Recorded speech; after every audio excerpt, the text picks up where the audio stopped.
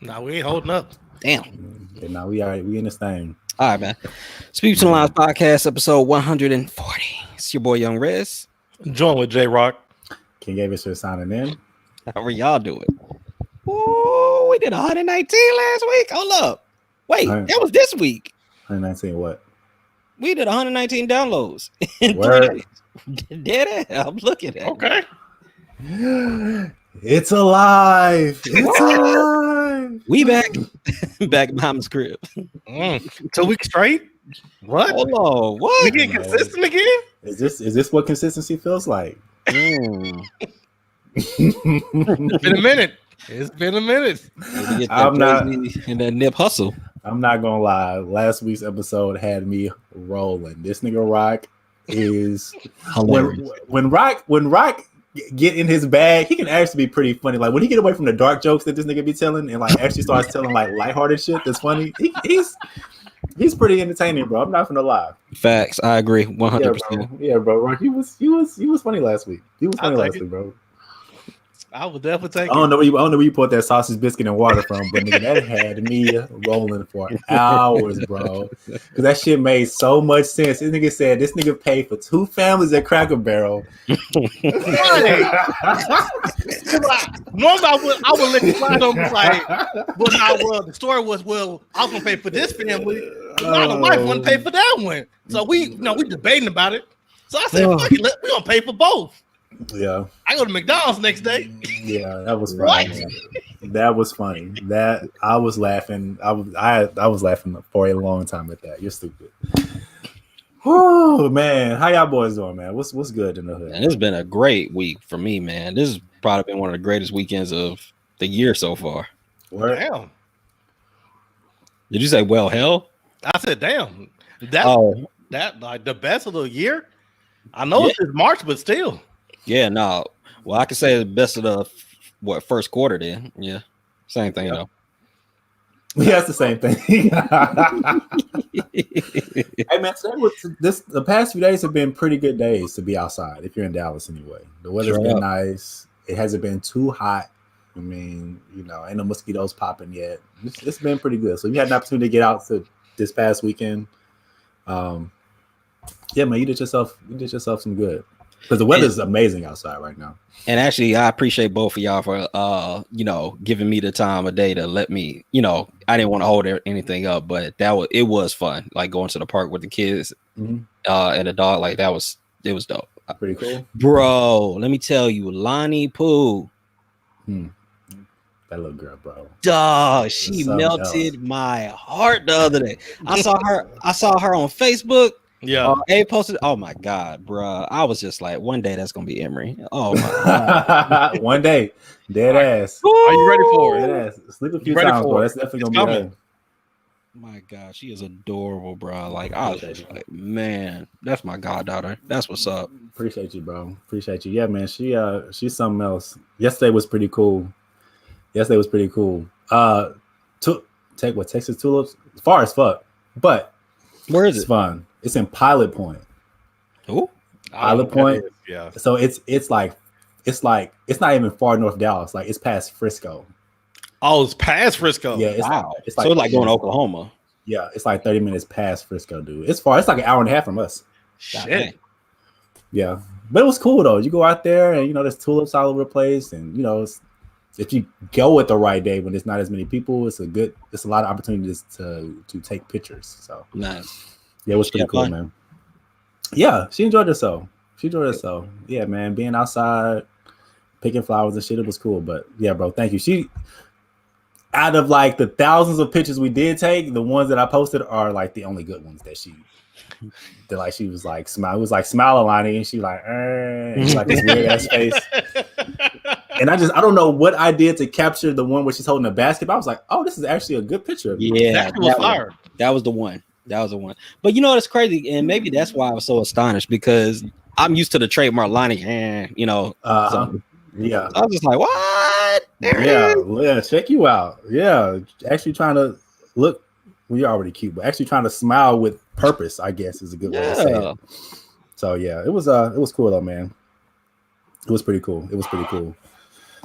Oh shit, bro. Let me tell y'all something. If I die from a heart attack over the next few days, just know that I love y'all niggas, bro. Because the way I've been eating is fucking ridiculous, dog. It makes no sense. Why are you eating like that? I don't know, man. Like I had pizza Friday night. I had Sonic As in a nigga Texas. sipping on a case cup. Yeah, Right. No, that's not me. That's No, Rock. Rock. Oh yeah, no, Rock drinking. Yeah, I mean, I'm not any better. I got Coke and whiskey over here. Nigga, I had. That's better. That's the win.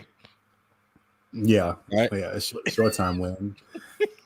I'm shaving years off of my life drinking this stuff, guys. But As he takes a sip. yeah. Nah, bro. Pizza Friday. Sonic in Texas Roadhouse yesterday. I stopped by Brahms today. I had pizza last weekend. I'm tripping, bro. I'm tripping. I think I'm gonna take a magnesium citrate tomorrow. Bro, so you telling me that you shortening your hold on, you missed the battle of the year to shorten your lifespan? Yeah. No, we were out yesterday. I hate that I missed the battle too, but we were at Texas Roadhouse when it started, and I got home. Oh, gotcha. Say no more. Say less. So I got to the crib, and I was like, kind of when I popped in, I guess they were on a break. So I was like, well, maybe it's over. But then you started messaging, like commenting on the battle. So I was like, damn, well maybe it's going on. But then I'm wrapped up with the girls, and so I really just couldn't. No, I get it. So no problem. I hate that I missed it though. I heard it was based on what you were saying. I heard it was fire. Jesus. Yo, me and D Woods, dog. That shit was lit, bro. That shit was lit. Was it, dog? Yeah, easily. It was easily the battle of the year. Like as far as the card, like they went 4 for 4. Every battle was fire. Word. And they were high quality battles. It's like usually, you might get 1 or 2 out of a 5-man rotation or a 5 battle rotation. All of them hoes hit. Word. Bruh. I don't think there was only one battle that was like clear. Every other battle was like a debatable. Like it could have went either way depending on who was listening to it. It was fire. It was fire. And even Papoose and Remy Ma was there. They were doing interviews. They were chopping it up with everybody. It was dope.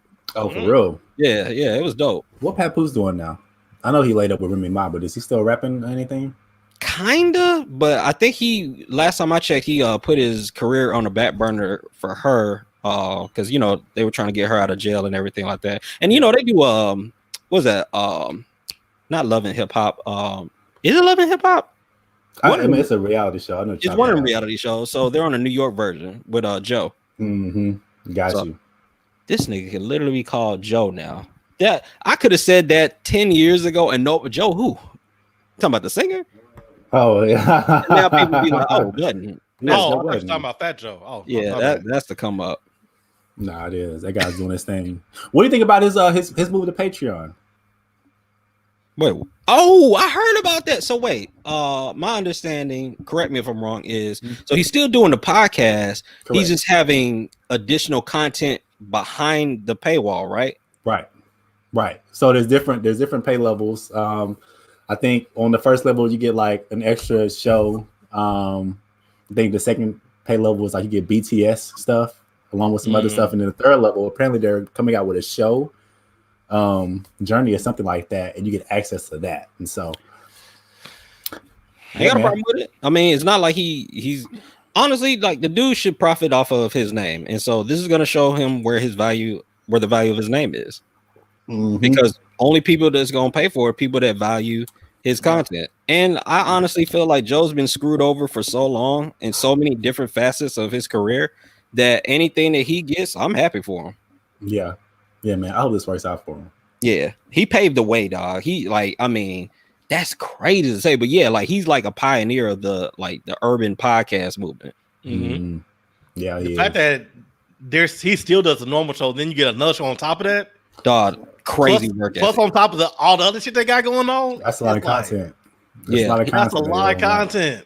I can see why the relationship didn't last with old girl, because I mean when you think about it, it's like my man doesn't stop because he's got the show on Revolt, he's got the Joe Budden podcast, now he's doing this other venture with the behind the scenes stuff. He has another the Joe Budden podcast network or JPN, and so he has shows that he's managing over there. I mean, like the dude's a boss. Yeah, he is. The globe is real. Do you think this is Do you think this is high functioning anxiety that he's going through? What you mean? Like he's just trying to get it while it's good? No, just like you know how like you could be dealing with something else going on in the back of your head, but to kind of like Compensate. Yeah, compensate you kind of over function. That's possible. In a sense. That's possible. But I mean, I've always known Joe to like even when he was doing his mixtape. Yeah. I mean, yeah, I don't know. He just might be because I can't say that because that nigga was high and drunk most of the time having Menage fun. I can't front like he was working all that time. So you might be right.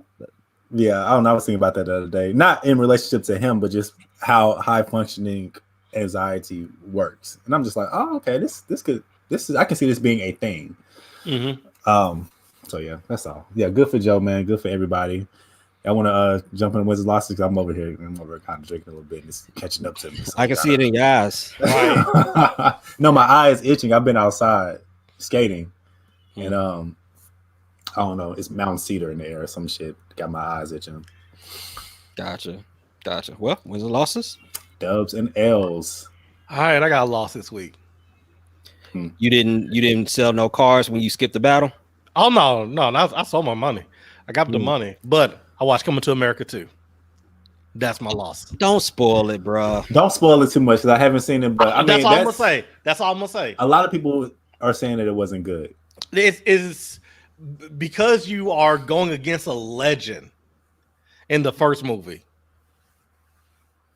But is it going against? I kind of view it as a collaborative situation because I've seen 2/3 of the movie, and the first third of the movie is perfect.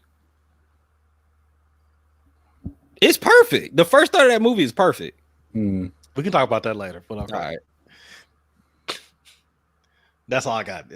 You know what I find interesting about Coming to America and the people that are saying that it's bad, because some people are actually saying that it's good. I love that movie so far. It's not a bad movie, but the first movie is my favorite movie of all time. But here's the thing, a lot of young people are saying that Coming to America 2 wasn't good. But people who actually grew up in the era of when Coming to America came out, which was 1988, right? Like they're saying the movie was actually good. Like it was comical, it was funny. So like, I don't know. It wasn't the first one. I was expecting it to be on the level of the first one. Oh, well, you set yourself up. Yeah, that was a dumb move. Why would you expect Prime? So wait, you expect a washed up Eddie Murphy and Arsenio Hall to pull off the same thing, bro? You not. So you wanted Michael Jordan to come on a Washington Wizards jersey and three-peat. Shit, LeBron may do it. They're the same age. That's a good point. MJ was 40. But I mean, I'm not too mad at Jared for that because, I mean, Bad Boys 2 was able to do it. Bad Boys 2 was good. Wait a minute, Will Smith was still in his prime then. But you got to think of the gap in which, I mean, that was only 8 years. So okay, how about Bad Boys 1 and Bad Boys 3? Bad Boys 1 is the only thing Bad Boys 3 has better than 1. Has nothing to do with Will Smith or Martin Lawrence. It's the story. The storyline, actually, the writing was better in that movie. Okay, that was it. So what? Okay, so right, without telling the movie too much, what made Coming to America 2 not good in comparison to the first one? Like it just wasn't as funny as the first one to me. Like, well, I can tell you, it's rated R. The first one's rated R. I mean, was rated what, PG-13 or something? Yeah. I mean, but you still had the homage to everything that happened in the first one. True. Like, even where they took some of the characters, when you go back and watch the first, like, oh, I see that. So we just didn't have a name for it back then. You know what I mean? So it's like, okay, I get it, but it just didn't hit the same. This one felt like how Boondock season 1 and 2 was fire. Was hitting every show. Then the last season was like not every show was hitting, but only some of them. Right. Like it was some of the weaker episodes. It's still Boondocks, but it's not. It doesn't feel like the legit Boondocks. I agree with Boondocks season 3 not being on part. Like when season 3 hit hard, like remember that Siri episode? Yeah, that episode was phenomenal. Like when it hit its hits, yeah, it was in line. But most of it, I agree, it wasn't. Yeah, like don't remember the movie had some highs, but in comparison to the first one, to me, nah. I think that's where you're going wrong though, because like it's supposed to be a companion piece. It's not a comparison. Like you don't look at Bad Boys 2 and say I'm going to compare it to Bad Boys 1. You just look at the evolution of the characters. Yes, That's absolutely. That's how you're supposed to look at a series. You don't say like, okay, well, I'm gonna completely compare this movie to this movie. It's the same thing with Terminator 1 and 2. And Abe, I know you don't. Damn, I can't use that. I mean, you could. I mean, I'll still get the premise of what you're talking about as far as the example is concerned. Okay, so hold on, Abe. Who's because I don't want to. Who's the hero in Terminator 2? Okay, so that's why I can't use it. Sylvester Stallone. But no, I understand what you're saying. Yeah, I get what you're saying. But if you compare those two movies, it's a fight for fight. Oh no! Have you seen Terminator 1? Terminator 1 aged horribly. That shit look trash now. I may need to go back and watch it. Movie. I may need to go back and watch it, but like I remember it being. I watched it 3 days ago. This is fresh. It's like I'm not misremembering this. It's 72 hours ago, bruh. Some of that stuff just look. Oh my god! Matter of fact, I'm gonna shoot you a text. But the second one made the first one look better. Same as Dark Knight, Batman's Beginning. Yeah, agree, 100%. Rudy, I just want to say you sound so much better, bro. Man.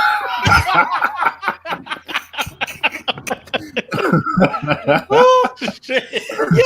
Yo, you know what's funny? I was trying to debate whether I should acknowledge it at first because I was like, man, I should really beat them to the punch.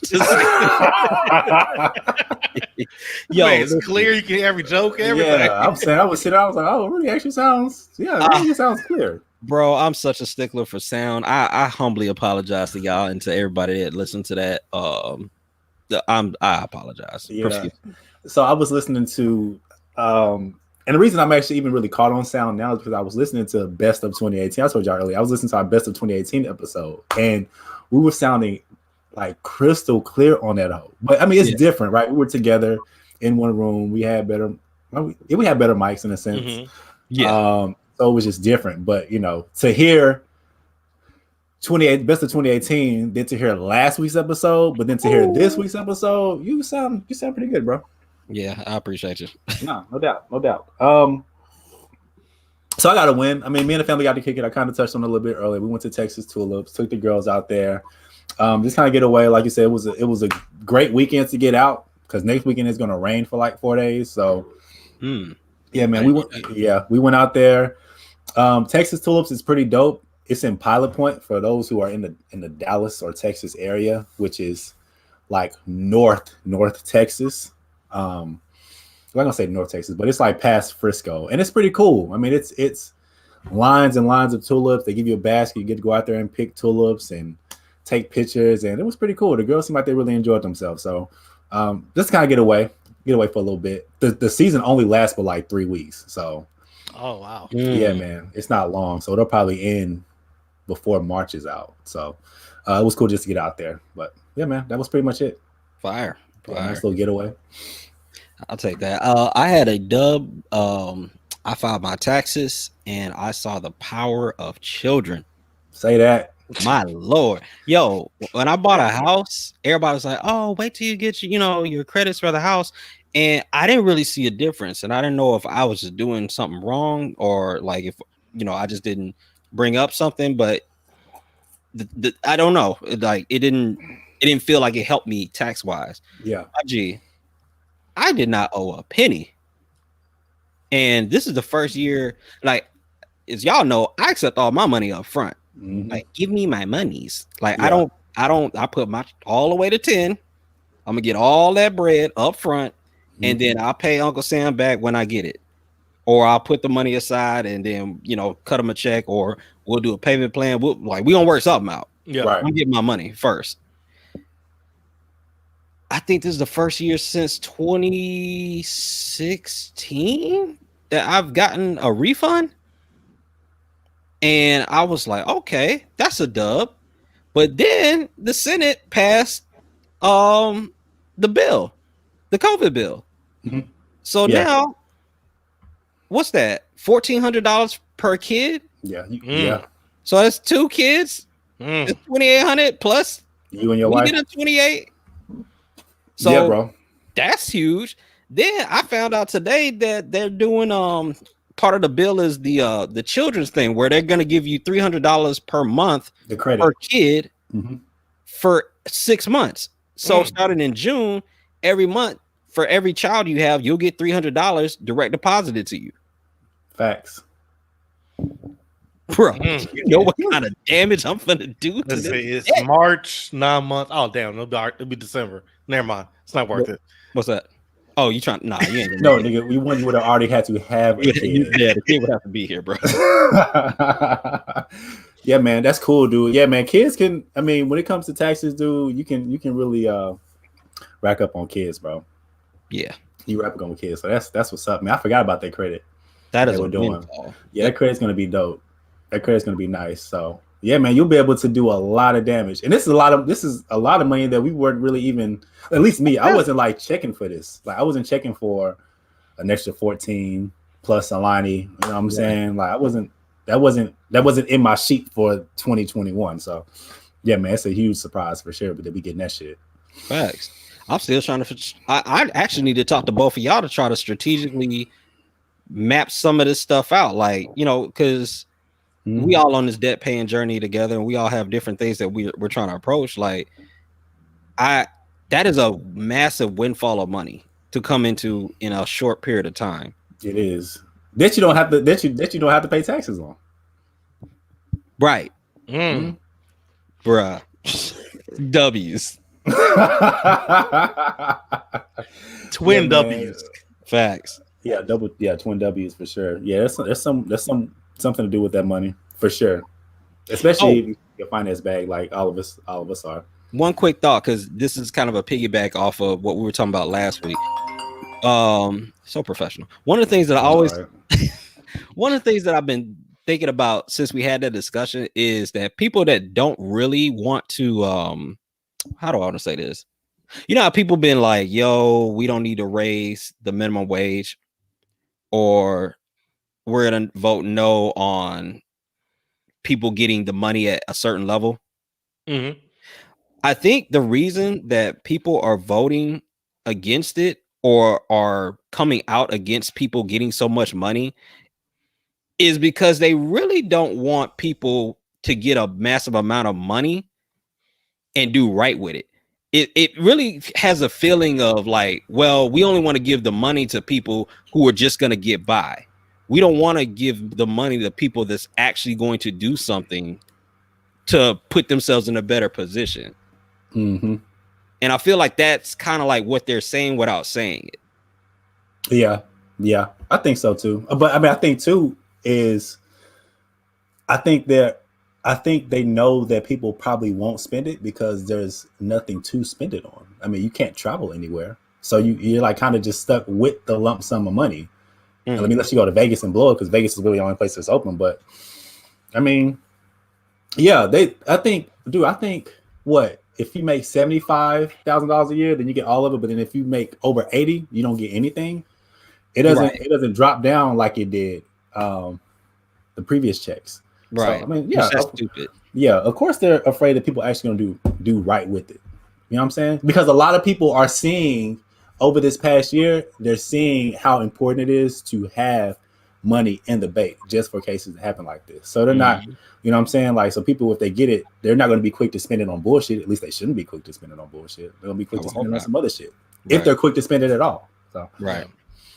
Yeah, because literally putting the money in the bank doesn't stimulate the economy At all. The only thing that stimulates the economy is you going buying J's, you going buying a new car, you just blowing money for no reason. Yeah, but I mean, it stimulates it to a certain degree because the bank can still use it to invest, but it doesn't stimulate it from a consumer standpoint. Right. Because the money is still yours. Even if the bank does whatever they want to with it, it's still insured. So you still own that money. Right. So and they still making a profit off of it. yeah, they still making a profit off of it. The bank is anyway. So yeah, man, that's gonna be a lot. That's gonna be a lot of bread, dude. Ooh. I don't even know what to do with. I don't even know. Ashley been talking. Ashley, she has ideas. I'm sure she has ideas what to do with this shit. But I got a game plan. I'm gonna run by y'all after everything. After we finish. But because y'all gave me really sound advice last time, so yeah, I kind of want to run this one. Let's see what y'all thoughts are. Sounds like a bet. Sounds like a winner. Winner chicken dinner, man. So there was something that happened, dude. I want to kind of get y'all's thoughts on it. And it's honestly, it's not really a big deal, but it's been bothering me to a certain degree. So I had a friend reach out to me a few weeks ago, right? Now I want to say that they send this text message to multiple people because it wasn't like really addressed to me, but they said, "Hey, I'm looking to get out of my job. It's really stressful. Of course, I got a child, so if you can find anything that's work from home based, let me know." And so I reached out back to her and I was like, well, what exactly are you looking for? And she kind of started naming off some stuff, and marketing was one of them. And I was like, well, I think our job is hiring. And so we chopped it up on the phone. I was just kind of just talking to her about what she was looking for and what experience she had with marketing and social media and all that stuff, because that's what I do. That's what the company that I work for does. And she kind of told me everything, and I was like, okay, cool. Well, how about we do this? Let me see your resume, see what it looks like, because I think you can do what we do because you've done it. Now, you may not necessarily know the technical terminology for it, but you know it. So got a resume, went through it, made some adjustments, literally went job by job, changing different stuff. And I was like, okay, well, when you submit your resume, let me know. I'm cool with the managers. I'll have them pull your resume. So she's like, okay, cool. But then she starts like second guessing herself, I guess. And she was like, man, I'm really overthinking. I think I'm overthinking it. Like, I don't know if I'm gonna be able to do this job. I don't know if I'm good at it. Like, I'm like, well, no, you'll be fine. Like I said, because you know what to do. You may not know the terminology, but you've done what we do. Yeah. And she said, okay, cool. So she submits the resume. I wait a few days. I hit my manager and I said, hey, are we still hiring? He's like, yeah, cool. I have a friend that just submitted the resume. What's their name? Their name is such and such. Okay, cool. I have HR pull their resume.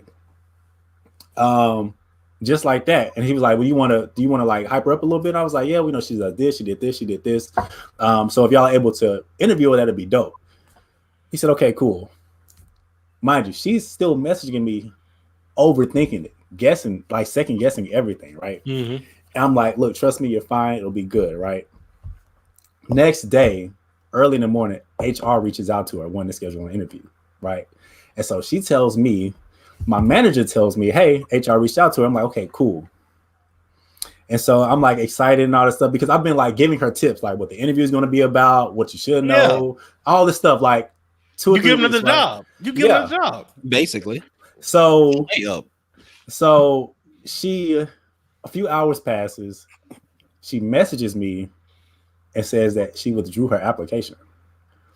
And I said, okay, well, why? Like, what is your thought process? I mean, I don't know. I mean, I don't know if I'll be able to do this job. I got my baby here, and I don't know if I'll be able to jumble the job and the baby. I'm like, but like, I'm telling you, you'll be fine. The job is flexible. We have flex PTO.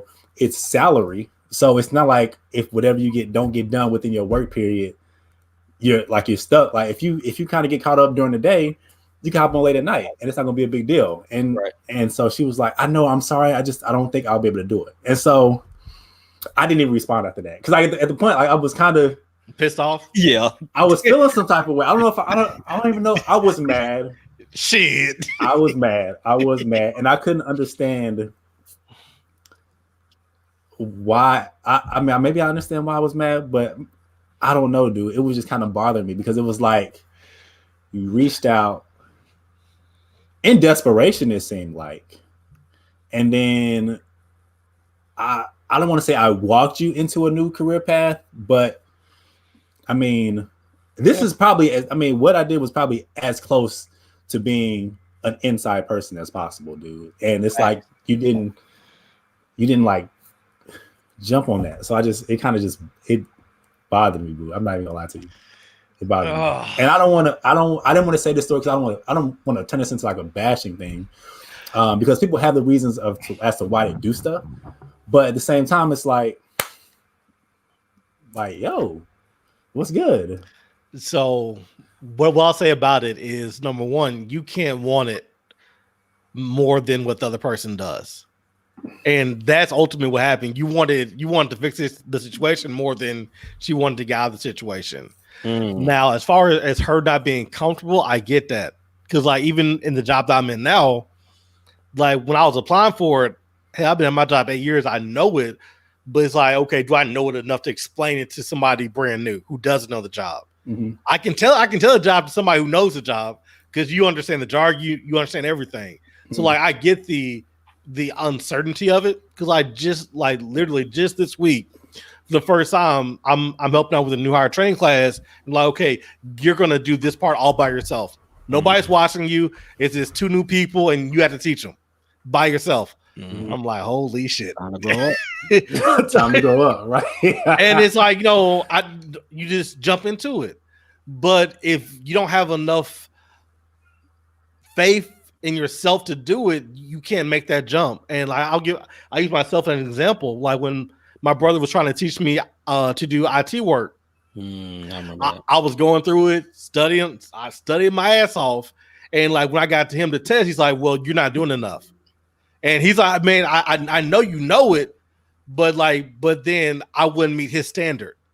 Right. So it's like because of that, it made me doubt his belief in it. Like, so I know in this situation, is this you're telling me you can do it?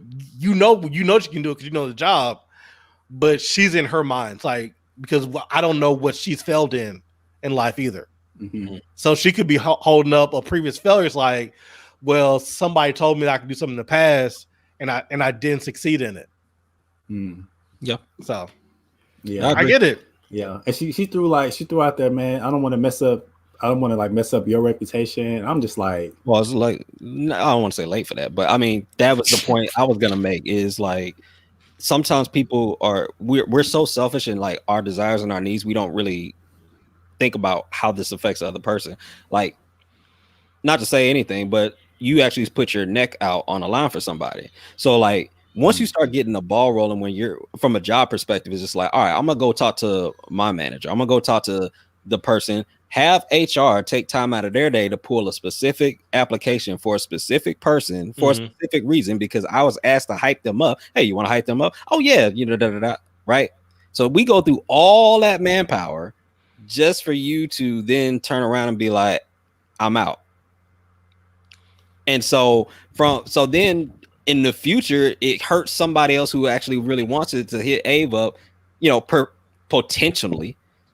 Because I've had people work at my job and literally like they flamed out like in 2 months. And so it kind of hurt the next time I try to help somebody else out because they're already thinking about the person that I brought in last time. So whenever you're ushering someone into a company, you're basically tied to them. Yeah, you are, especially if they get the position. Yes. So I mean, it doesn't hurt as much because they didn't start the job and then just flake on you. At least they did that, didn't go that route. Yeah. But yeah, like you may want to tell the person, like, hey, Ave, you know what? I didn't take the interview. Which she did. She did say that. Did she say it first, or did you call her? Because didn't you find out first from the manager, or did she call you before the manager told you? No. The manager hadn't told me anything. No, the manager just told me that HR had reached out to her. Oh, yeah. Perfect. Okay, cool. Well, then, I mean, it's just one of those things. Like Rock said, it's just we don't know what's going on in her life. Like, there's 3 sides to every story. Yeah. And I the thing, and y'all are right, dude. Y'all are really right. And I'm trying to figure out. I don't know. I can say from a parent standpoint, I can get her point about being responsible for a certain amount of workload while you have kids. I don't know how old our kids are, but if they're young and they're like all over the place, so they're really dependent, it can be really distracting. But like you said, you can work at night. Sometimes it's like the sacrifice.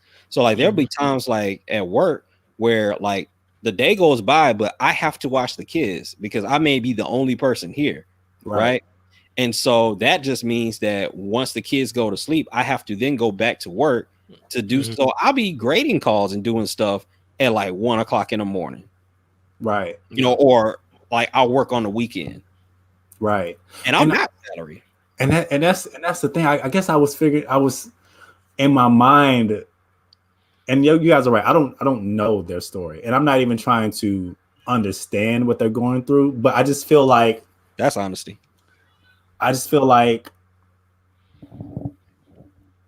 I honestly feel like she would have figured it out, and maybe she feel like she wouldn't have. But I feel like, you know, people they kind of figure stuff out, especially when stuff is like given to them. It's not like she was scraping for a job. I mean, she had it was handed to her, and that's why I'm not trying to like harp on it too much. And I think I'm harping on it too much because I devoted so much time into helping her. Like it wasn't like she had, you know, solid marketing experience and she had an already built resume, and it was just her submitting it and me saying, hey, manager, look out for this role. It was like we spent 2 weeks like line by line going through different jobs that she's had in the past, and I was making sure that her resume, because I was you know what it's like? It's like when you do a network marketing and you prospect somebody and then they be really hype. You had that one sit down at the Starbucks. They see the presentation. They're like, "Oh yeah, I'm ready to go. Like I got a list. Yeah. Like that." You're like, "Yo, this person's talented." They sound educated. You know, introduce them to your upline and everything like that. Get the three-way call. All that. Time to do that first in-house meeting or that first briefing. Flaked. Out of there. Oh, I can't do it. Like I actually, like, fam, you already paid the money. Like, nah, I ain't with it. What? Yeah, we just spent like 2 weeks. 2 weeks prepping, getting you ready, talking to the upline. You got your why. You got your story. Yeah. You got your why. You got your why. We done sat down for 2 hours. Done made your list, your hot market, your that hurts. Market. Right. We know who your reds are. We know who your reds are. We know who your reds are. All you gotta do is just show up. You don't have to do anything else. Just call people and just show up. Facts. That's it. And we'll take care of the rest. But I don't know, man. Yeah, it does. But you know what? And I've been thinking about it a lot more than honestly I'm willing to admit, but from different areas and different aspects, right? And I think that's the problem with me because my mind is so analytical. And I blame that on chess, Scooby and chess. But, you know, I spent a lot of time focusing on that. Like, damn, like, you know, what was this about? I'm trying to understand that. But then my mind kind of switched to then focusing on me, because that's what I do. Like, even if I take a negative situation and I'm dealing with somebody else, and not even a negative situation, because this isn't a negative situation. She just did what she felt right to do. And there's nothing negative or positive about that. It's just a choice that she made. But even in this situation, I kind of just thought about myself and was like, okay, what opportunities have I been handed that I just didn't even, you know what I'm saying? That I didn't even just take, you know, I just even just dive in and take. And so I sat down, dude. I was like, man, because I could think of like 2 right now that have just been like, look, here it is. Here's the guy. Here's the person. Here's your mentor. And I just don't pull the trigger for whatever reason. So that's why I'm honestly not faulting her too much, you know, because I've done it too. And I probably even can still continue to do it. So let me ask you this, for those 2 times that you did it, was the other person more invested than you were in the situation? No, they were just available. It wasn't even availability. It was just availability. So it wasn't even to the level of,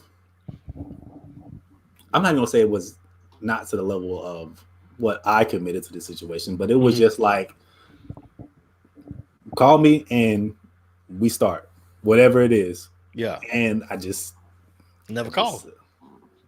Just never happened, dude, for whatever reason. And I think this situation is maybe it's allowing me to like look at myself, because that's like I said, well, that's what I try to do. Like I try to any situation before I just bog down too much on someone else, regardless of how upset it made me. I always look at the situation and I try to find a situation similar that I've dealt with or I've experienced with, because like I said, we're all human and we have different reasons as to why we do or don't do something.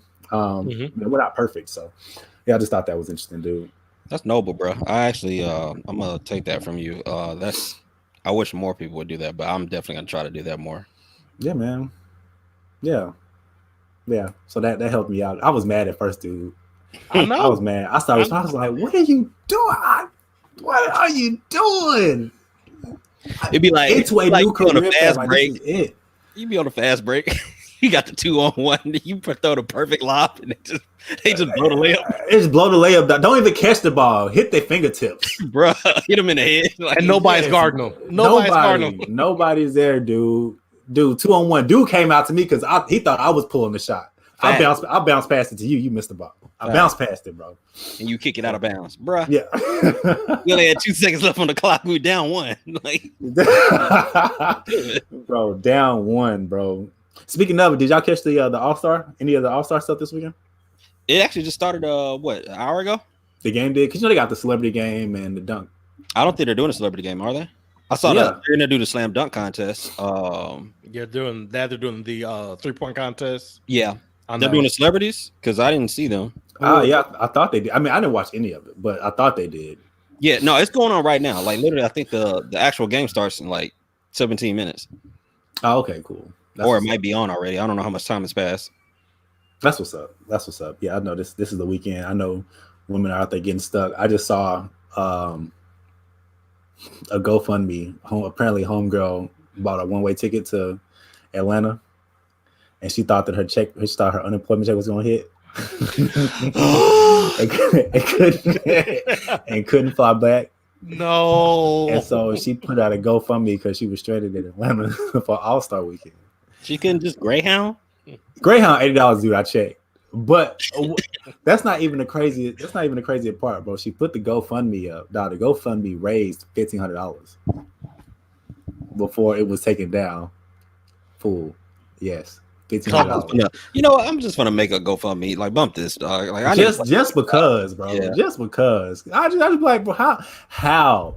Honestly, a lot of people who were donating were talking shit. So I honestly feel like people were just paying $5 just to roast ass. Yeah, I'm okay with that. I mean, but it's basically the same as prostitution. GoFundMe is the same as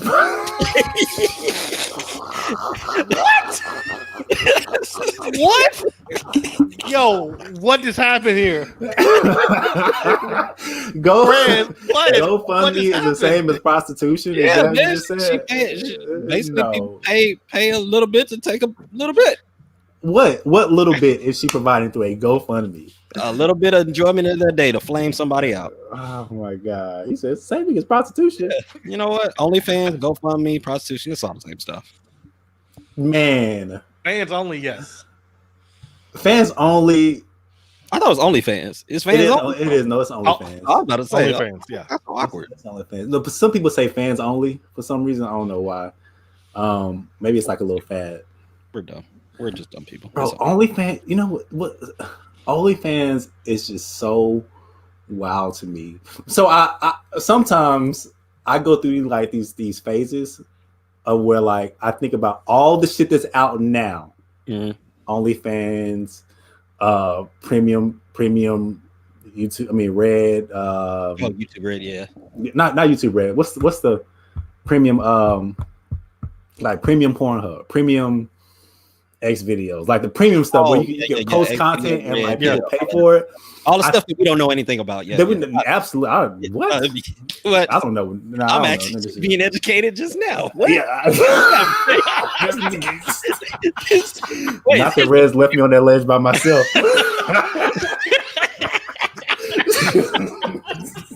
This nigga, he was rolling all them bitches off at the mouth last week. Now he like, I'm being educated. Me, I don't know what the fuck Abe talking about. There's a premium. Oh shit! But I kind of go through these things. It's like, man, all this shit out that's out now, how much of this would I have even thought about doing if I was like a broke college student, bro? Like, would I create like an OF, put like a masquerade mask on or something, and get in my bag for a few dollars? He got the 50 Shades of Grey mask on. I'm just saying, bro. Oh. Shit, I was donating plasma for $25. Shit. Yo, Abe have a Master Zorro hat on. All that. You still won't know who I was? You know what I'm saying? Bruh. No, okay, so help me out here, because I mean, well, one, to Abe's point, I mean, yeah, if you were young in the game, like in your early 20s, yeah, bro, like, and you're getting paid to do that to other people with consent. Women, let me clear that up for Abe. Yeah, like, do that. Other people, wait a minute, what is that? Like, but yeah, I can see that. My question though is, like, in a world where the internet exists, why I don't understand, like, the concept, and maybe I'm too far out of the game, but I just don't understand the concept of paying money to see something that I'm apparently learning today. You can that you can see for free. Yeah, you can see for free. You can see for free. I don't get that. Are we just? Is it just a difference between watching in 720 and 1080p? Not that I would know these things. I'm just saying. Yo, VR is amazing. You know, hey, you are the nigga with the headset though, so Facts. bro, this nigga right be watching VR porn. VR, bro. What does that Yo. even look like? I don't know, man. I've never done that. Nah, nigga, don't bullshit. Don't do we that. Don't here do now. that. We here now. Don't do that. What is that? What is that about? What is that experience like? No, so I've never actually done the VR part of it, but it's like when you have the headset on, it's like watching in a theater. Is all it is. I mean, we know what VR is. Yeah, it was just a theater experience. That's all I'm saying. It was like Bro. being. I do understand the definition. It was like being. What is the specific Tinseltown. category of VR like? Yes. I've never done the specific category of VR. Come on, man. Like, can you see the Real talk. You got a whole set, bro. A whole headset, but I've never done the specific category for VR. I know what's happening tonight. Why not? Why have Facts. I'll tell you next week how it is. I'm going to ask next week. Yeah, I am too. This will not be a drop subject. There will be a carryover. Oh my gosh, I forgot what we were even talking What about. were we talking about? I don't know. Fans only. The All-Star. Yes. Yeah, the OnlyFans. Yeah, OnlyFans. Yeah, So dude, what's the point?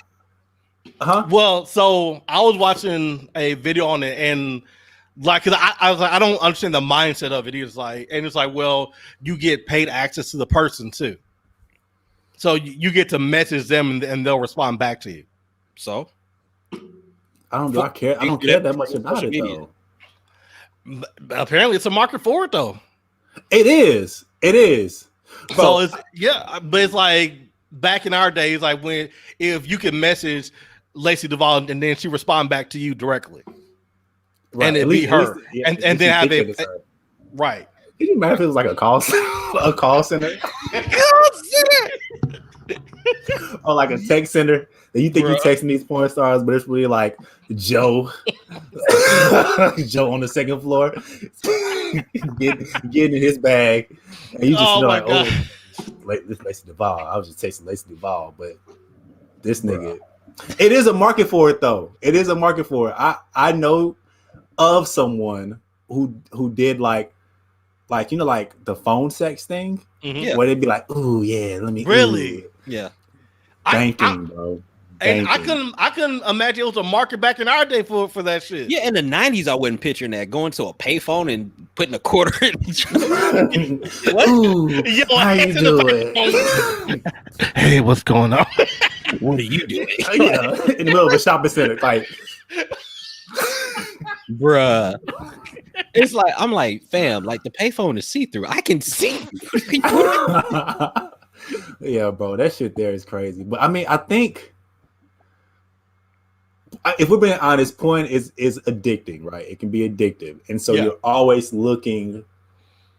Some people or whatever this market is always looking for that next kick, that next high, the next buzz. It's sometimes stronger than the last one. And so if there's an opportunity where, look, I can listen to you talk, or at least I can think that it's you talking, or like even like the webcam shits where, you know, like you see them. I don't get that either. And so the thing about, I think at least with the webcams, I think they're more personalized. Because right, like you submit coins and they're like, oh, thank you, Big Daddy Rock, for that $5. Goddamn right.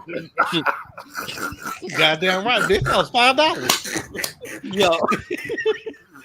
but also OnlyFans. Yo, what are we talking about today? What's on the list? Apparently nothing. That is hilarious. What? Hold on. Go ahead, Rod. No, but it's like they have that section on OnlyFans where you can request a video and then they'll make a video and send it to you. For you. Yeah, for you. For you. Yeah, I want you to do this only for me. With this $5. Oh, is that what that means? So OnlyFans, so like you pay money and then you give them a specific request and they do it in exchange? No, well, you have to do that for more money to get another video. So you have to pay for the access, then pay for another video on top of it. Yeah. What part of the game is that? It's this new shit, this 2020, 2021 shit. Yeah. So OnlyFans is, which it was made at first for just exclusive content if you're a content creator. Mm-hmm. But of course, sex finds its way into any and everything. And so it's been sexualized to where, look, if you want this exclusive content of my titties, you have to pay for them. And people pay for them shits.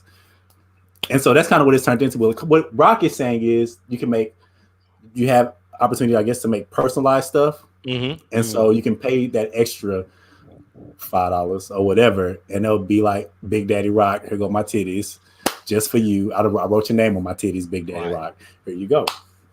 I paid $10 for that. I'm just lost, bro. I mean, wait, what did you say? I had to pay $10 for that. Two $5 bills. What? One for each titties. Too late. This is nuts. My thing is, I have no idea how we got here, but my thing is like, I could have sworn we were from an era where like that just happened. Like you just get a text message, it's like, oh, boom, there it is. Like you go on the internet, you know, apparently, and you just type in a couple keywords and then something. There they are. Yeah. So it's just like, I don't even before our era, like you just pay for an escort. Mm-hmm. Why would I pay you to do a video it's just a video? Like I could actually pay for you to get the real thing. Yeah. What are we doing? It's something about exclusivity, and people are willing to pay for stuff that people who aren't willing to pay for it don't get. If I can pay for it, and this is just pricing psychology now. This is even off of OnlyFans. But if you have a service, right? I mean, there's different levels of service. Even with StreamYard, there's different levels of service. Like you can get the free version, or you can pay for this and get all this other shit. It's the same thing with sex. It's just as widely available as the content is. It's just crazy how people are still willing to pay for certain stuff, and the amount of money that people make off of it. Yeah, no, I know people that literally was like, "Yo, I'm gonna start one." And I was like, "Why?" But apparently, there's like a whole industry, dude. And could you imagine? And it's like, what I spend, a few seconds making a video of me doing X, and people will pay for that video. And it's not like I don't have to escort, kind of like you were saying, Rock. Right. I don't have to put my body out there. I don't have to expose myself to different men, strange men, sexually transmitted diseases. I'm in my room, I'm in my house, I got my shit, right? I got my light here. I flash my camera. Gotta hold on, wait a minute. We all say, I got my setup. Where's the Zoro mask at? I got my setup. I close my door. I do my thing for a few minutes. I post it, and I go back in there, and I chill. I watch TV. I wake up. I still go to work the next day, and it's just residual income. People pay a monthly subscription for that shit, dude. It's crazy. It's just crazy.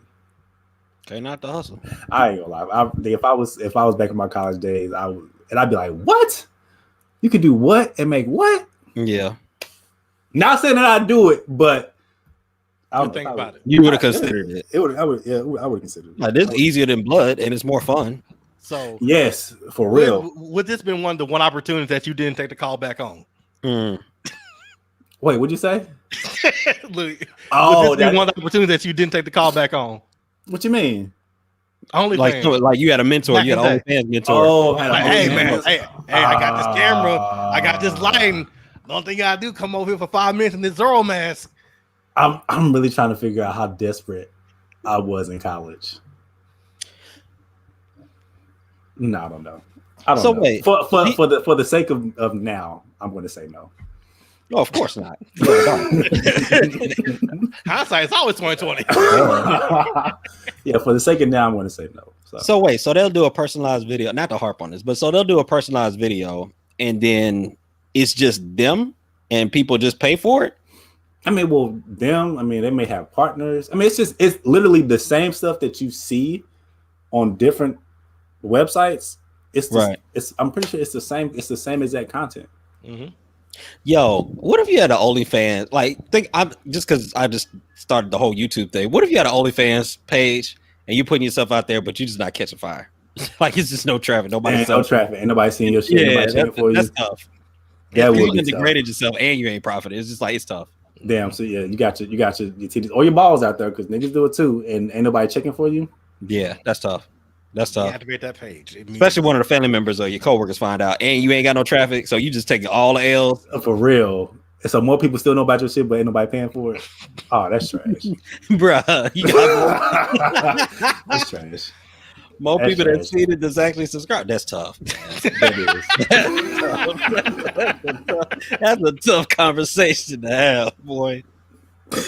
Oh my gosh, you just not hitting in these streets. You not trending. You ain't nothing. You ain't trending. You ain't doing no. You ain't getting no retweets. You ain't getting. Bruh.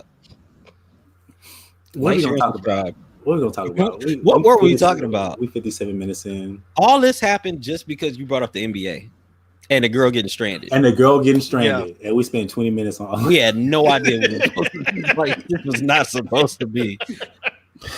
Well, I was going to ask. And this is going way far back. I was going to ask if there was ever an opportunity that y'all was presented to, like spoon-fed, that y'all didn't take. That's what was going to be my question after my story. But we are so far removed from that. I don't even know if y'all even have an answer or want to answer that now. I'm not really interested in it anymore. I'm not in the mood. I'm in a whole different bag right now. Like, where do you go from OnlyFans? Right? Like, what do you even take this podcast? What do you take this episode now? What do you take?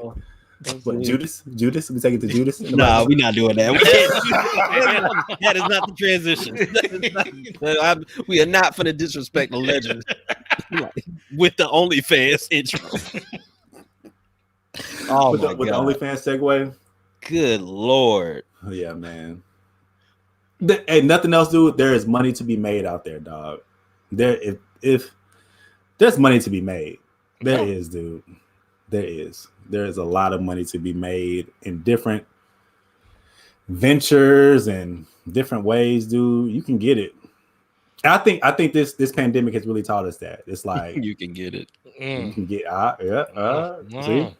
But yeah, man, you can if this pandemic has taught a lot of people nothing, it's like people are willing to break bread if you let them know that there's an opportunity out there in which they want to spend their money. Because people, I mean, not everybody's not broke. Facts. Right? Shit. I mean, people been at the house chilling, like I said, making videos on OnlyFans. But yeah, man, there's money to be made. There's opportunity to make bread. So, but I try to get away from OnlyFans as much as I can. I got nothing for you. Oh my god! Find your way out of this bag. I think Abe, he has his sleep mask on. That way he blocked out his eyes. And that pink light with the background with the lights on it. Bro, I ain't gonna lie to you. Your whole background just looks sus right now. Like It looks sus. like the lighting, like What's wrong with my light? he was like, "Oh no, you need a camera light like this." You know, when you do your video, then you got the purple in the background, The moonlight. Yeah, you got the Prince, the Prince going on. Like, Oh my goodness! you got the whiteboard over there with your clients' names on it. Charlie want me to do what type of video? Like, you got Man, y'all can't, bro. Y'all can't. Y'all niggas ain't never been desperate. no, no, not that. Not knocking it because some of them living better than we are. Oh, Super easily. Facts. Like some of them living way better than we are. Super facts. Matter of fact, some of them ain't getting a stimulus check because they made too much money from OnlyFans. Man, for real, for real. What? That stimulus check is gonna help so much, bro. All right. So what about this segue? Since the topic of stimulus checks are here, like, what do you think is? I guess what do you think is probably the top 3 things you would recommend people do with the stimulus check if they don't need it to survive, but they're getting it anyway? Oh, that's a great job, Rez. I've been doing this for a little one bit. thing. Depend on fans only. No, I'm joking. Right back, bro. We were almost gone. Oh, He was out it's the too door. easy. It's too easy. But nah, seriously. First thing I would say is savings. For people like yourself with kids, you know, you can start a college fund with it, or you can start a trust fund and just slowly build onto it. So that way, once they're adults, you know, you can have generational wealth for not only for your kids, but you know, possibly your future beyond that. So I would say that, you know, savings and then building towards the future. Hey. I ain't mad at that. And this is for people who don't need it. Yeah, like they're just getting it. They're just getting it just to get it. That's the whole beef, right? They didn't want people who like didn't need it to get it. Right. And what I had to say because they don't want people to do right by it. Right. Okay. So need it, like they still have their job, they still have their house, they still have to make rent. Yeah. I would, if I'm getting an extra $1,400, I would act like I'm not getting an extra $1,400. And so if I have debt that I can pay off, I would just pay it off. Yeah. Like, or pay towards it anyway. And then like you don't have it. Because you don't need it. Right. You know what I mean? Like you said, you're not, you know, trying to dig for scraps and, you know, struggling to make groceries and all this shit. You don't need it. Right. And so don't do anything with it. I mean, don't not do something with it. But if you have debt, credit card debt, trying to pay off a car or something like that, put it towards that.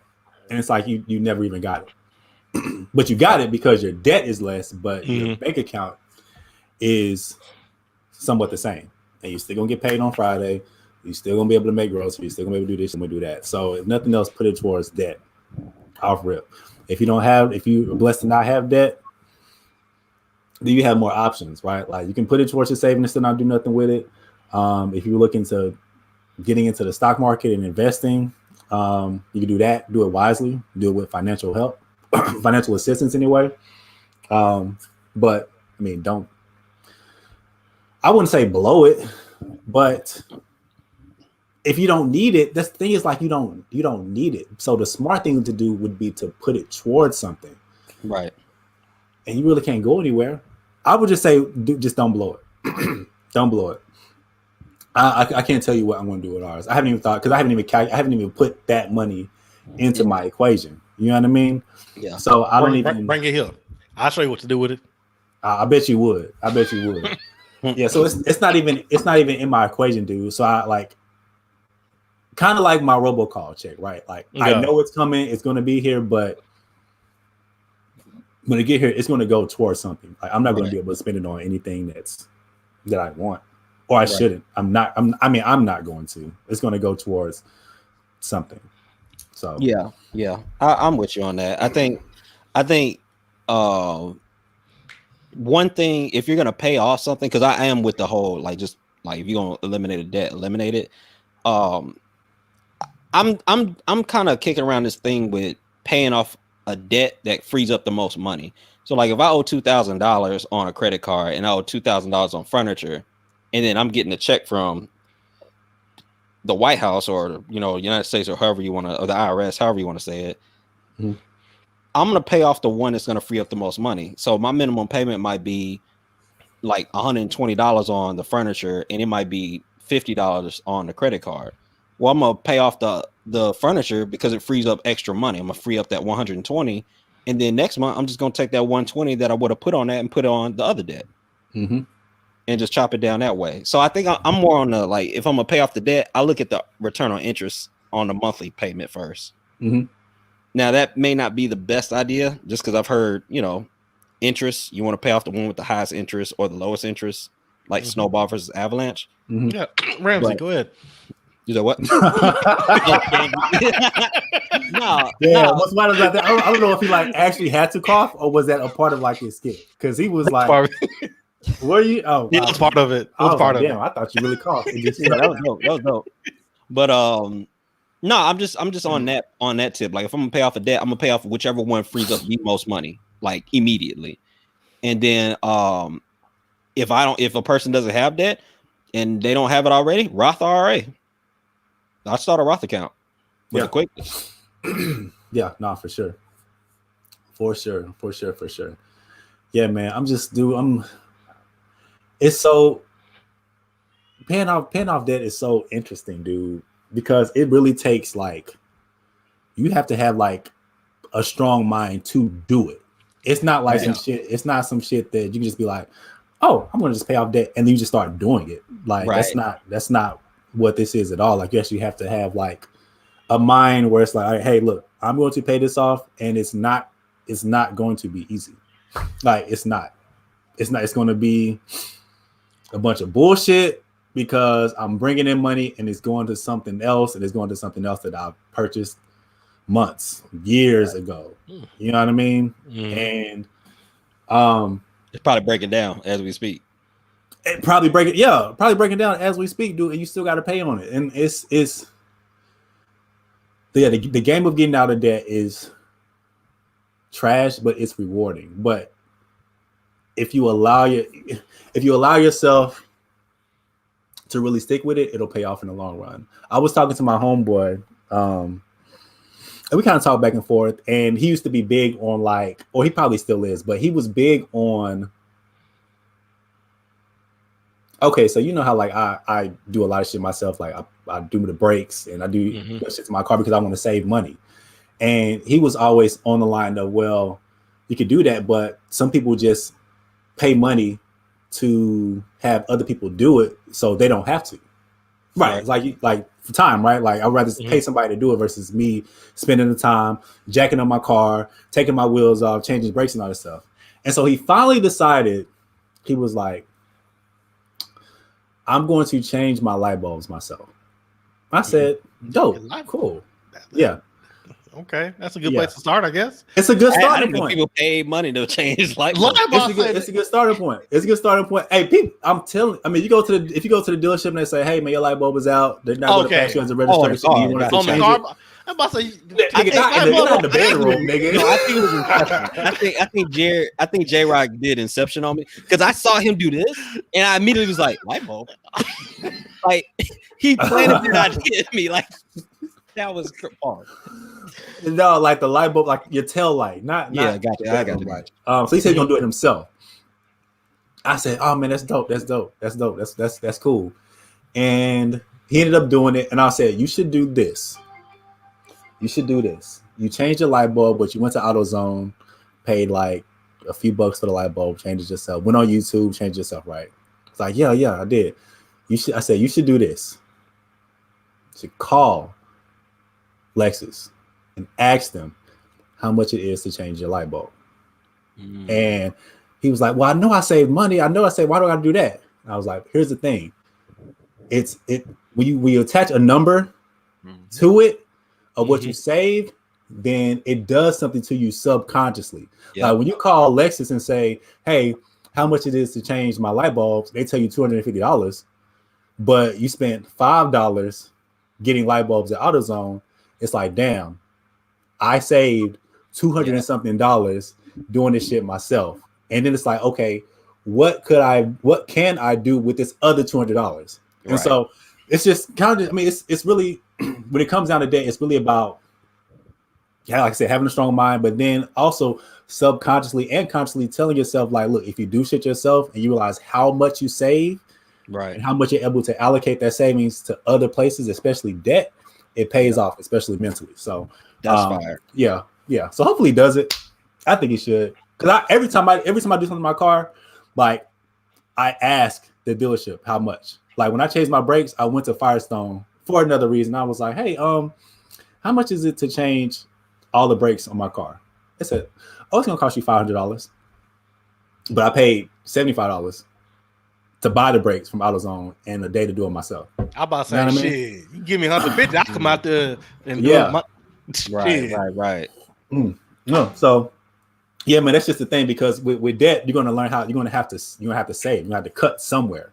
You got to save somewhere, and you gotta do a lot of stuff, especially if you want to be aggressive with it. You have to save. You have to find side hustles. Sell cocaine like Jared was doing when he told us he was selling cards. You know what I'm saying? He was moving weight. You gotta do something. So. Your ass is goofy.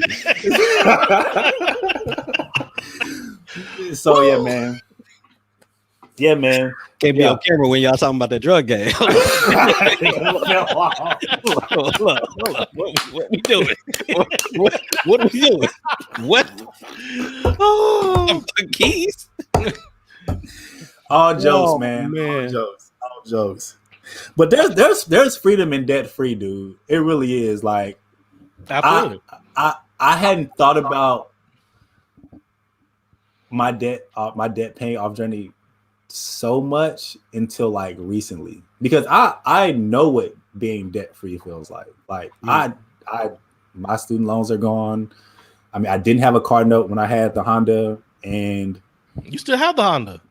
Yeah, I still have the Honda. This man already got rid of it in his mind. Abandoned it in his mind. That's crazy. Mentally, that shit is not. I need to get rid of it.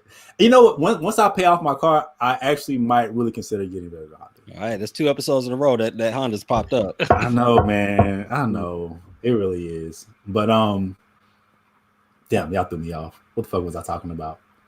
You're debt free. You've been there before. Yeah. So I've been debt free before. So I know what that's like. And to have life change in the snap of a finger, where I lose my job, and then I go through my savings, and then I have to like start using my credit card because I don't have a job and I don't really have much of a savings left, and now my car is messed up, so now I got to buy a new car. So now I got credit card debt on top of $20,000 worth of an auto loan. Like, it happens quick. And so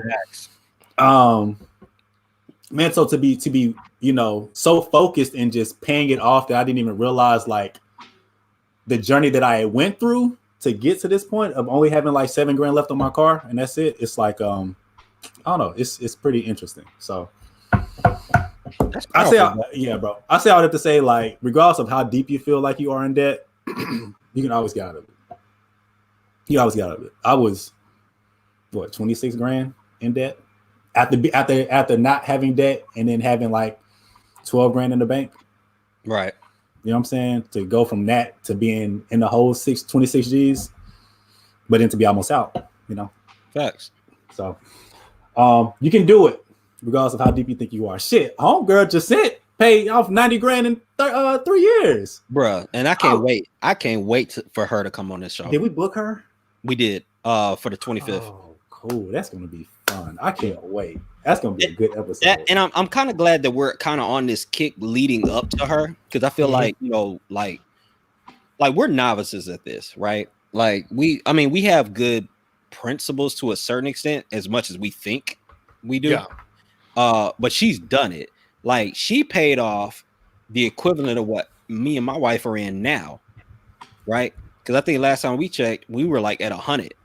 And I remember talking to one of my family members, and they literally straight up told me, like, they ain't never paying off their debt. They said, why? For what? Like, I'm just gonna pay the minimum until I die. And see, but here's the reason for that. Here's my answer to that. I used to have the same mindset about it, so I got serious about paying it off. Is because I was in a financial class, but we had a black financial class at work a couple months ago, and not last month, and said the difference between financial and generational wealth is most black families leave debt when we pass. We leave a bill versus leaving a inheritance that most black families don't expect to get anything when somebody passes. That's true. So if you're able to pay it off, and even if you're able to just leave your next generation at zero, you're not putting them behind the 8 ball. That's a great point. Yeah, for sure. So imagine how easy their life could be, or how much better if you could just leave them with $10,000. Right. Mm-hmm. Even something small, 5,000, 2,000. Right. You're leaving them ahead instead of them behind. Right. That's why I feel like life insurance is so important, dude. So that shit's so important. And like I have it set in my mind now, like if I were to die because I had a heart attack because I ate so fucking bad this past weekend. Call back. And drinking today. Because I'm like 2 shots in because I ran out of Coke, so I'm going to shots now. I want to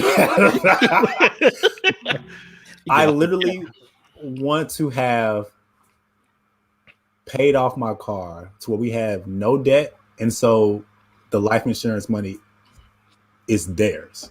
Like it's Ash's and it's Alani's. Like we'll have the house if the house isn't paid off for by the time I die, but literally all they'll have to pay is the house.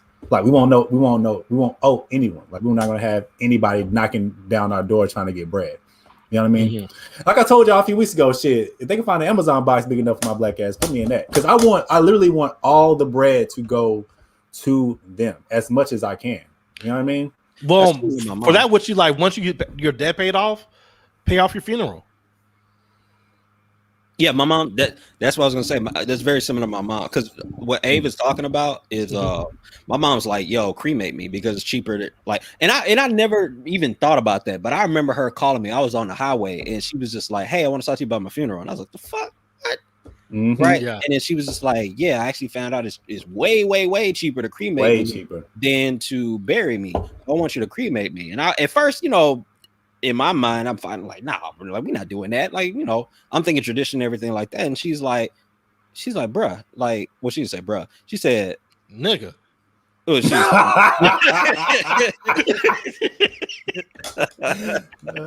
but at the end of the day, whatever she said, she was like, I'm not there anyway.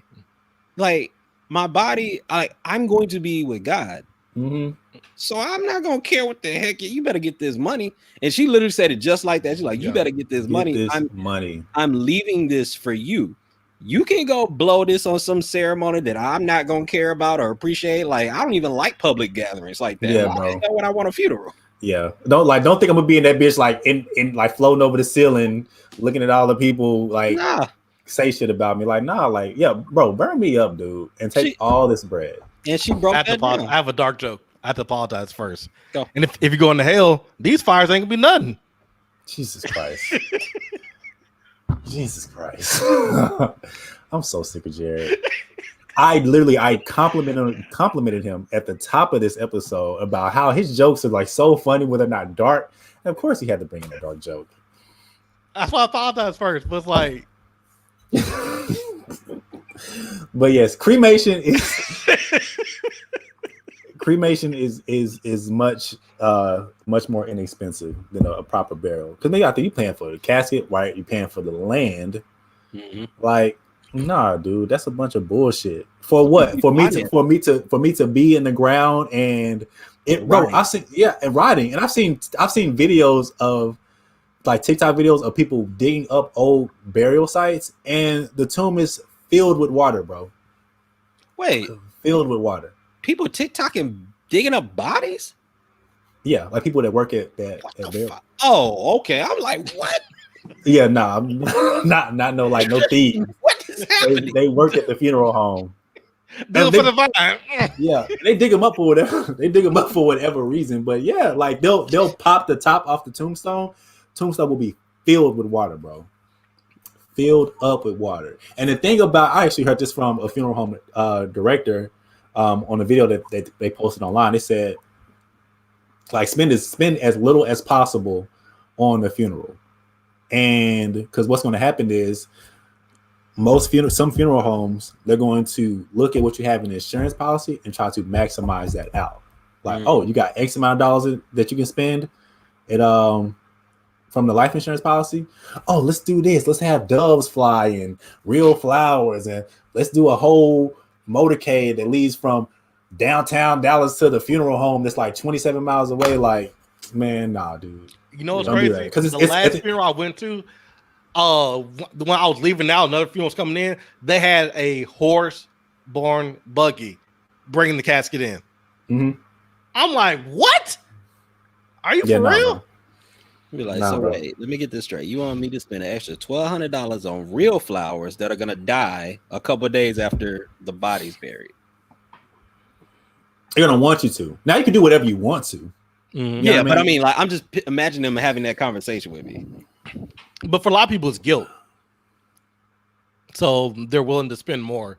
Dive on that. Don't just skid on that. Dive on that a little deeper. What are you talking about? I like that. Hey, that's gonna be. You better remember that. That's a new one. That's one of the ones. Dive on that. Don't just.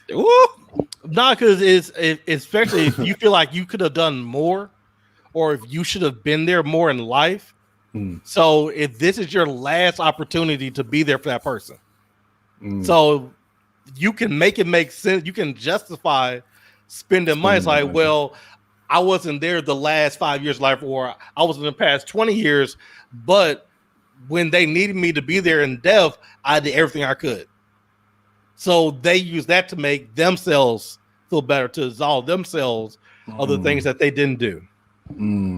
That's one of the most shallow things I've ever heard, but it makes perfect sense. Oh yeah, because then you got the funeral home in your ear, like, oh, wouldn't she love this? Wouldn't she love this? I'm pretty sure they pray on that. Yeah, it's a sales job, of course. It's a sales job. It's all about money.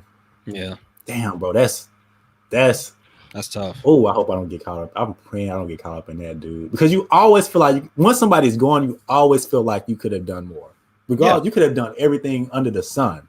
Yeah. But once they're gone, you always think about the moment where you always think about the moment where you didn't. Yeah. Mm-hmm. Yeah. You start feeling regret. You start feeling bad, and it's like, man, like she should go. She should go outright. He should go outright. They should go outright. That statement there. Yeah. Look, nigga, I told Ash, I was like, man, I don't want nothing elaborate. But what about your family? I don't want nothing elaborate. If I got to put it on paper, I don't want nothing elaborate, bro. Like, give me a. You can put me if you want to put me in a casket for people to show up, pull up, but don't put me in the ground, dog. For what? For what, man? I never really thought about the funeral aspect of it until this conversation. Even though my mom brought it up, I always kind of mentally put it like for her. But you're not ready to hear that yourself. Yeah, I mean, so I took out a life insurance policy. Me and my wife took out a life insurance policy last year, in preparation for the kids. Mm-hmm. So like if I go, like everything's wiped. If she goes, everything's wiped. Mm-hmm. And if we both go, then them kids are rich. Like, I mean, Jesus Christ, like. They better name me the Godfather real quick. They better put a picture or something up of me, like they for real. All pain, like something. Like I better be a portrait over a fireplace in a suit that I've never worn before. Like, gonna Photoshop the suit on. Photoshop the suit. Dude, they better make me taller and everything. Like you better give me the works. But I never thought about the funeral aspect of it, and I do need to consider that. Just because, like, hell, even what I was going through a couple weeks ago, like, I could have, like, what would have happened? Yeah. And that ain't even been a discussion yet, so I do need to get some things in order on that. Yeah, I mean, I think we all do. Like I said, I need to not re-up, I need to add. I was going to add more insurance, but I mean, I can't now because you got to do the whole health screening and the way my fat ass be eating. They gonna charge me $100 a month. I can tell you, doing it in your 30s is different than doing it in your 20s. Like, dude, Super facts. Oh my god, I think I was paying like $20. Maybe like 25, and I was getting like, oh, hold on. How much was I getting? Hold on. It was, I think, $100K for 25. But now I re-upped, so I added 400, but it's costing me like 100 something. And it's like literally, I'm just what, 12 years difference? Yeah. All right, so my life insurance policy is actually getting ready to expire. So what? So is everything I pay, is that locked in? Do I have to get what happens after that? What do you have, a term? You have term or you have whole That's life? a good question. Term or whole? I have to go back and look at the paperwork to see what it was. If you have term, it shouldn't be getting ready to expire. Yeah, terms you should be fine. Yeah. Okay. But I'm not an insurance expert. Like, go call. I'm not Yeah. either. But I mean, if your term is going to expire, but you got like a 10-year term policy or something. Yeah. Oh, was it 10? Yeah, because no, it's been no. I got it since I've been in Texas, so it's probably like 5 years. And it said I just got a letter last week saying so I need to call the insurance agent to see about changes. That's super short. Maybe you just up for. Well, I don't want to say a renewal. Call them, like, because that's a super short time period. That is. Yeah, that is. That's like somebody I'm thinking I'm about to check out now. Yeah, because I'm thinking like term. I'm thinking 25, 30, 35 years. Yeah. If you're getting a term policy, I think mine is up when I'm in. I think 50 or 6. No, I have to be like 60. Mm-hmm. So what happens at the end if you have to renew it, or does it get to a point where it's paid up? No, not term. No. Okay. So how term works, and I'm not a licensed agent, but how term, to my understanding, works is you pay for a term. When you pay for a term policy, you can choose 25, 30, 35 years. Right. And then if you were to pass away, let's just say you got $1 million policy for 35 years. If you die within that 35 years, you get cut a check $1 million, or your family does. Yeah. Right. But if it expires and you're still living, you can re-up, but it's going to be more expensive because you're going to be older. You're going to be assisting them. Yeah. Way more. Now I need you to go and run that bread back that I've been paid into it. Well, I mean, it's insurance, right? Like, I mean, shit, you got what, USAA or whatever insurance. Like, if you decide to leave the company, they're not going to give you that money back. It's the same thing with life insurance. So, but when it comes that day for the renewal, it's going to expire one way or the other. But the goal in which you should, because typically term life is less expensive than whole life, and there's a lot of different complications that I don't fully understand that comes with whole life. Yeah. But the goal with, at least to my understanding, the goal with term life is you get this term policy, and hopefully by the end of your term policy, you would have enough in net worth that would pretty much cover the amount of whatever your term policy was for. So, you kind of just, it's kind of, it's a security blanket, right? Like insurance. So if you were to die before you were to make real money or save real money or pay off debt, then that expense, or you get that policy and it covers your expenses and all this stuff. So that's how you're supposed to treat term policy anyway. Whole life, I don't understand, but I know that it's more expensive, and I don't know, you pay into a policy and you're just supposed to be able to get some of it back, and I don't know, but that one I really don't understand. Term is cut and dry, so right. I like cut and dry. Man, I think that's all we got, right? I don't know. Yeah. Damn, this nigga Rod got me over here thinking. He got me. It is all we got because we an hour and 28 minutes in, but Rod got me over here thinking about that. The guilt, the regretting, and all that stuff. And now I'm over thinking like, damn, am I spending enough time with the people that I should be spending time with? I will say that probably the last 5 years I spent way more time with my dad and my mom, because once you start clocking past 65, 70, I remember having a conversation with him, and he said I have more days behind me than in front of me. Yeah. I hate when my parents say that. When he said that kind of crystallized. I was like, wait, hold up. Like, is he mentally already getting ready to check out? Like, or is because, and then every time I would go down to Shreveport, they would always come back from a funeral. Every month, like there was always a funeral, and somebody they knew passed away. And so that's when I really took it upon myself to be like, look, Like when these kids get here, I need them to spend as much time with my parents as possible. So like every month we drive down to Shreveport. Yeah, that's good, man. Yeah. Yeah, I need to start. I feel like I need to start doing something because we just went to a funeral a few weekends ago, and the son of the mother who passed away, he just kept saying, "I thought I had more time." Right. Like he says, "I thought I had more time." But you can get so wrapped up in your own life where you just think the people who have always been here will always be here. Mm-hmm. Yeah, and that's not the case. Yeah, That's that's one thing. I don't spend enough. I don't spend enough time going to see my parents as I should on both sides of it.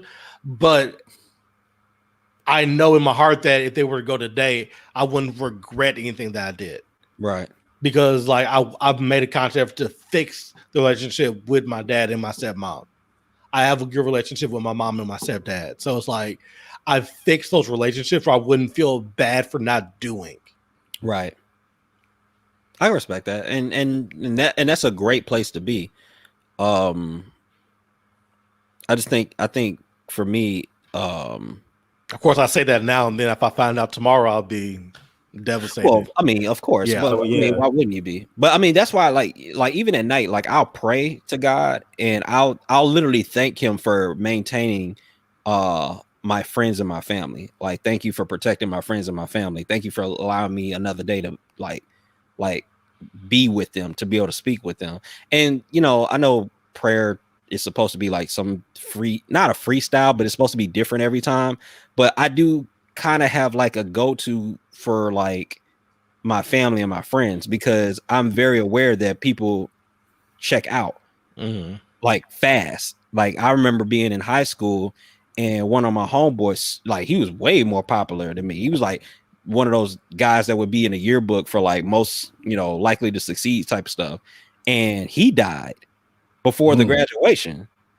And it's just like, the hell? So it's just like, nah, fam. Like even my dog, like I literally like I remember yesterday I sat on the ground and just chilled with him, just because I like in my mind I'm like, I have to appreciate these moments, because like he's what 13, no, what year is this, 2021? I got him in 2008. And so, you know, you start adding up the years, like, oh snap, like hold on. So yeah, I would definitely say, you know, even if you don't feel the need to spend more time with people, like just shoot a prayer up for them, you know, or just thank God for like the fact that they're here. I pray for y'all all the time, bro. Like all the time, like just because it's like y'all are my best friends. Like I don't know where, I don't even want to think about. Never mind. I'm not even gonna say that. Man. Yeah, bro. I'm over here looking at my little homie now. He on the floor, dog. Nigga just is old. Talking about Roman or X? Exodus, the little one, the badass. Yeah, man. But he's still like bouncing around, vibrant and stuff. But there's gonna come a time where he's gonna. It's real, bro. Get slower. He's probably gonna lose his vision. Then that shit hurt, bro. Like I that shit hurt. I know you know, Abe, but I mean like that shit hurts, bro. Like, and that's a pet. So think about like a mom, person, dad, like, you know, like a friend, like that is just like, bro, I got a funeral I gotta go to Saturday. It's like shit. Yeah, man. It happens. Yeah, it does. It does. Man, this episode was all over the place. All good conversations. Yeah, but the Rangers, like, no, but that's honestly, you know what? Hold on, DR segment. I missed that sound effect, bruh. But no, that's what makes us so good. You know what I'm saying? Like, you know, I know we ain't been really on our game as far as like, you know, consistency, you know, the things that are important, like being good, you know, you know, things like that. But honestly, like when we firing on all cylinders and we on our A game, like, bro, that's honestly what I think separates us versus most podcasts is we can go in and out of a conversation so easily. And you can get your highs, we can be laughing about something, then we get low as hell. It's like the emotional transition is all over the place. So I think like that provides a lot of value to people. Yeah.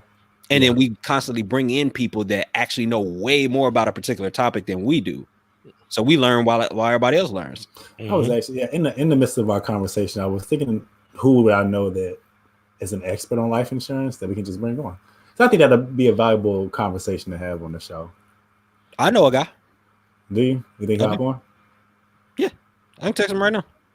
Okay, cool. I think a lot of people, especially people of color, we don't realize how important that is, and how important it is, one, to have life insurance, but two, at the same time, for it to be available at the time.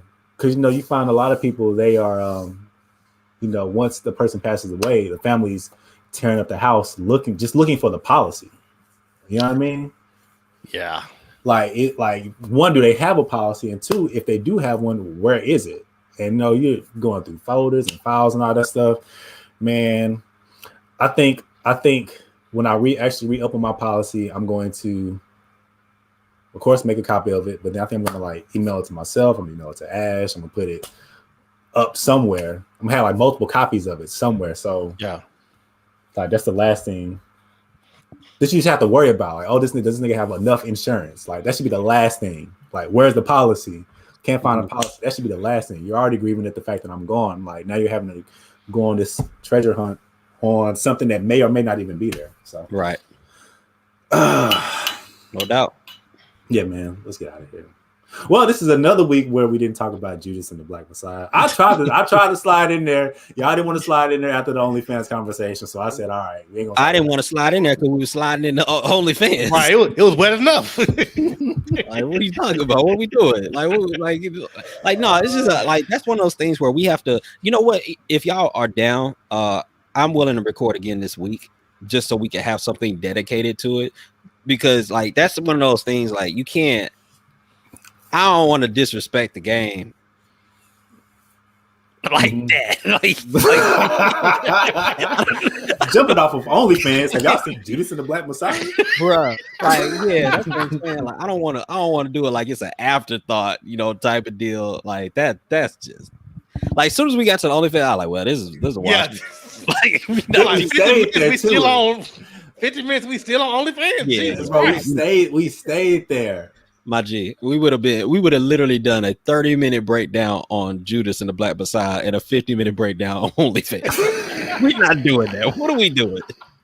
Nah, bro. We not for. Yo, you know who would have been hot? A Kikio. Would have been like, bro. These trash. I had to wait 3 weeks. I waited 3 weeks for this shit. For these niggas to talk about OnlyFans for an hour, and then to give me what I requested, only give me 20 minutes of it, bruh. So we can't do that. Hey, my boy said, when does he want us? When do we want him to pop up to talk about life insurance? He listens to the pod too. So okay, is he good? Yeah, he knows the shit. He definitely knows the shit. Niggas, they hop on first. That's true. That's a soda policy and be like, yo, let me Let's tell you about this whole life real quick.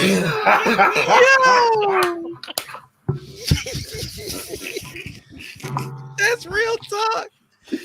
Hey, so policy in 12 months. Hey, so the policy, niggas, be like, license finna expire. This thing license finna expire. He finna renew that shit just so he can have it active for the podcast. That is funny. No, we just joking, man. We just joking. No, that's real talk. I'm about to ask him like, hey, what's the policy in the pandemic? And tell him we don't need no policy. He come on there. So, hey, do you need a new policy? Yeah. Everybody on the show already got a policy, bro. Man. Look, we gotta start vetting niggas, bro. We gotta start vetting niggas. Yeah, bro. No, I'm with that. I'm with that. We finna get a questionnaire. Just text it to him. See what the responses are. Oh my gosh. Yeah, that'd be cool though. I think that's a conversation we should have definitely for the culture. So yeah, man. I think that's it, dude. I really want to talk about Judas, but we can't right now. We can't give it 20 minutes. Yeah, we can link up again. Shit, that's like 5 minutes. So that's it. Yes. What do you think? It was good. Real good. Real good movie. Is it? Yeah. Okay. Unexpected ending. Like damn, bro. You don't know history? All right, man. All right, let's get the hell up out of here. Yeah. Yeah, man. Check out our older shit. Check out Speak Between Lines podcast wherever you listen to podcasts at. And we're gonna catch y'all next week. I guess we're gonna record again to see if we can do Judas and the Black Messiah. Yeah, let's do that. We gotta get that out. And I'm pretty sure something will happen between now and then that we can talk about. That's not OnlyFans related, but $5 goes a long way. What? What do you say? $5 goes a long way. Oh my gosh. $5. Anyway, all right. This is Kid Game signing off. It's Big Daddy Rock. Jesus Christ. Yeah, you gotta follow that. Go ahead.